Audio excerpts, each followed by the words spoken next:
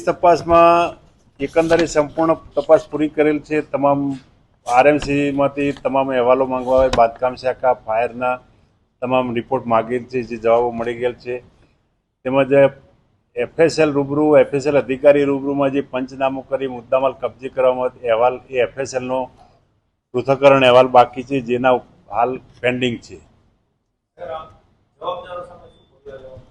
એફએસએલના report આવે પછી એના ઉપરથી ગુનો દાખલ કરો કેમ તે અંગે નિર્ણય થઈ જ જશે। એના ઉપરથી એફએસએલના અહેવાલ ઉપર જ બાકી। આમાં હાલ તો કોઈ ત્યાં બિલ્ડિંગ, એટલાન્ટિસ બિલ્ડિંગમાં કોઈ હોદ્દેદારો કે કોઈની નિમણૂક નથી। જે તે વખત બિલ્ડિંગ બનાવ્યા પછી બિલ્ડરે રહેવાસીઓને જે ત્યાં રહીશો છે એમને સોંપણી કરી દીધેલ, ડીડ કરી દીધેલ, કમ્પ્લીટ કરેલ। પછી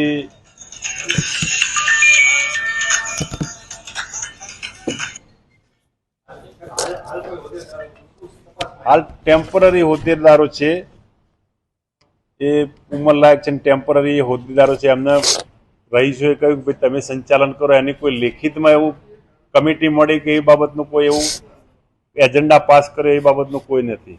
જવાબદારી બિલ્ડરની ફિક્સ થશે ને, તો એસોસિએશન તો છે નહીં, આપણા હોદ્દેદારો છે નહીં, જે છે એ મૂળ લેખિતમાં કાંઈ નથી, તો મૂળ જવાબદારી તો બિલ્ડરની ફિક્સ થશે ને। બિલ્ડરની ના થાય, બિલ્ડરે ડીડ કરીને એમને કમ્પ્લીટ આ બિલ્ડિંગ આખું સોંપી દીધેલું છે, અને પછી એમને અંદરો અંદર રહીશો વારા પરથી કે ટૂંકમાં જેનો એ પ્રમાણે એમને ગોઠવ્યા છે કે જે કોઈ ફ્રી ટાઈમ હોય એ સંચાલન કરે। એમાં કોઈ કમિટી નહીં, એની અંદર ખાલી એક સેક્રેટરી અને ખજાનચી બંને છે।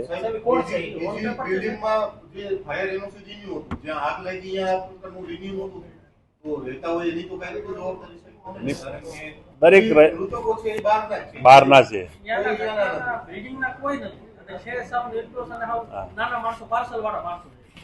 જે ફાયરના સાધનો એ ટોટલી એ ફાયરના ઇન્સ્ટિટ્યુશન ને બધા રિન્યુ, એટલે ટૂંકમાં એ બધા પ્રોપર કામ કરતા હતા અને ટોટલી રિન્યુ થયેલા જે સેફ્ટી કંપની છે એના તરફથી કમ્પ્લીટ દર વર્ષે ચેક થતા હતા, પણ ફાયર વિભાગમાંથી એમને એનઓસી મેળવેલ નથી, એનઓસી રિન્યુ નહોતી કરાયેલી।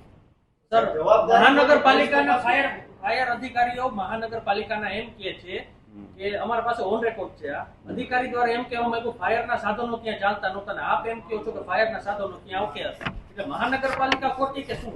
ના, ફાયરની જે વસ્તુ ઇક્વિપમેન્ટ ખરીદેલા એ દર વર્ષે એમને ચેક કરી જતા ને એ લોકોનું સર્ટિફિકેટ છે।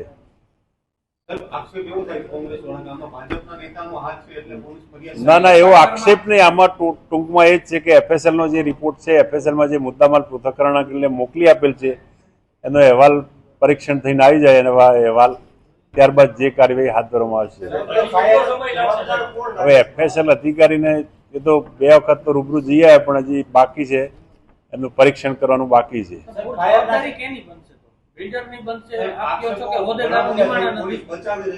ના, એ વાત ખોટી, એવા કોઈ આક્ષેપો ખોટા છે, કોઈને બચાવી।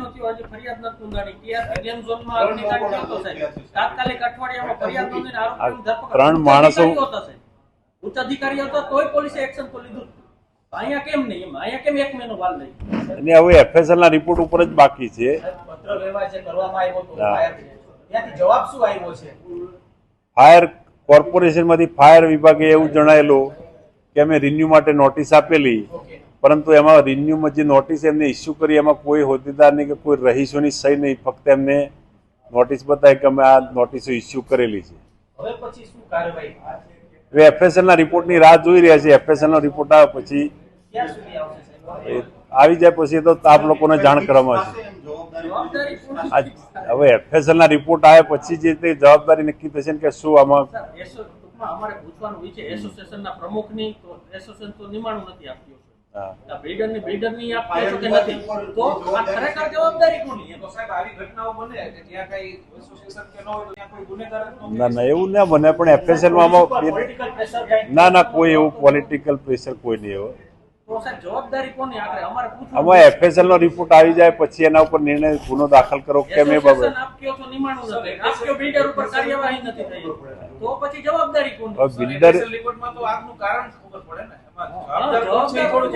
ના, એમાં જવાબદારી તો હવે નક્કી થઈ જશે। એમાં કઈ કોની જવાબદારી, કારણ કે એમાં બિલ્ડિંગમાં કોઈ એસોસિએશન કે કોઈ કમિટી કે એવું કોઈ નિમણૂક કરેલી જ નહીં, ઓન પેપર ઉપર સાહેબ, નિમણૂક ન હોય તો એક એવી પણ વાત છે કે તમામ ફ્લેટ ધારકો ગુનેગાર બને. તો એ દિશા તરફ પોલીસ તપાસ કરશે, કારણ કે આમાં પોલીસ પ્રબુદ્ધ બધાને નાગરિકો બનાવશે. છે. ના બધાને તો ના બનાવે તો કોણ એક વ્યક્તિ કોણ અમે એ જ જાણવા માંગીએ છીએ. એ હવે રિપોર્ટ પછી જ નક્કી થશે કે આમાં કોની બેદરકારી. બિલ્ડર કોણ છે સાહેબ? આ બિલ્ડિંગનું બિલ્ડર કોણ છે? તેના પાર્ટનરો કોણ છે? કેટલા પાર્ટનર? બિલ્ડરને તો અગાઉ બિલ્ડરોએ 2015 એમને કોણ બિલ્ડર? 14 એમને સોંપી દીધેલું. કોણ છે સાહેબ? બિલ્ડર કોણ અને એના જવાબ ઈ કોણ? બિલ્ડર કોણ અને એના પાર્ટનર? એક મિનિટ એક્ઝેક્ટ બિલ્ડરનું મને નામ યાદ નહીં. લીડર જીતુ બેલાણી છે, ગમે નામ આપી. હા 1 મહિના પછી સાહેબ તમે હજી લીડરનું નામ નથી ખબર સાહેબ. આ જીતુ બેલાણી નામનો બિલ્ડર અમને પણ એને બિલ્ડરે અમને વેચી નાખ્યું, તો હવે જવાબદાર કોણ છે? એમ વાત ખાલી રહેતા અમને હોય ઈ- ભાઈ એ તો રહેવાનું તો હાલ શું છે કે આપના મતે આપનું મન શું કહે છે?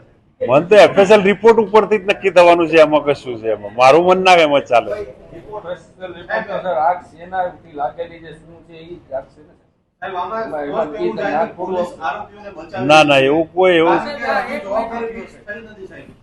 સાહેબ, ફરિયાદ નહીં નોંધે તો આ જે લોકો 3 જણા ગુજરી ગયા એને સરકારી સહાય નહીં મળે. એ સ્પષ્ટ વાત છે સાહેબ. નહીં, એમાંથી તો એક એમાં- વ્યક્તિને તો 3 વર્ષનું બાળક છે.